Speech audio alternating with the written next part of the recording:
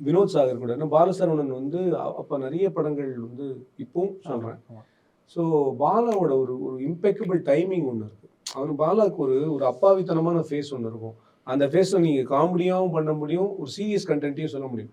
அதனால தான் லப்பர் பந்துல அவர் அந்த நான்லாம் உனக்கு தம்பி மாதிரி தான். ஆனா தம்பி இல்லலன்னு சொல்லி ஏன் தியேட்டர் கிளாப் அடிச்சாங்கன்னா, பாலாவால அத பண்ண முடியும். ஒரு சில காமெடி நடிகர்கள் மட்டும் தான் எமோஷனலா நடிக்கும்போது கை தட்டணும்னு உங்களுக்கு தோணும். பாலாக்கு அந்த எபிலிட்டி ஜாஸ்தி. அதே மாரி வினோத் சாகர் தான் இருக்கிறதுலே அவுட் ஆஃப் த பாக்ஸ். ஏன்னா அவர் ராட்சசன்ல இருக்கிறதுலே பெரிய சைக்கோவா நடிச்சு தொலைச்சிட்டாப்டி. ரொம்ப க்ளோஸ் ஃப்ரெண்ட் எனக்கு. இப்ப அவன வச்சு காமெடி பண்ணணும். அது ஒத்துக்கணும். அவன பார்த்தாலே எல்லாரும் சைக்கோன்னு குழந்தைங்கலாம் அவன பார்த்து சைக்கோ மாமான்றாங்கடா எனக்கு பயமா இருக்கு.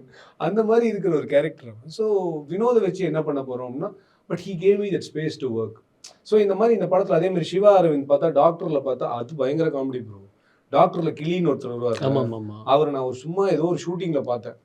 பார்த்தா நான் தான் சார் கிளி அப்படின்னு பார்த்தா இவ்வளோ அழகா இருக்கீங்க. உங்கள போய் இப்படி அப்படின்னு உடனே எனக்கு இப்படி பண்ணா உங்களுக்கு புரியும்னு சொல்லிட்டு பல்லெல்லாம் வச்சு காமிக்கிறாரு. ஓ!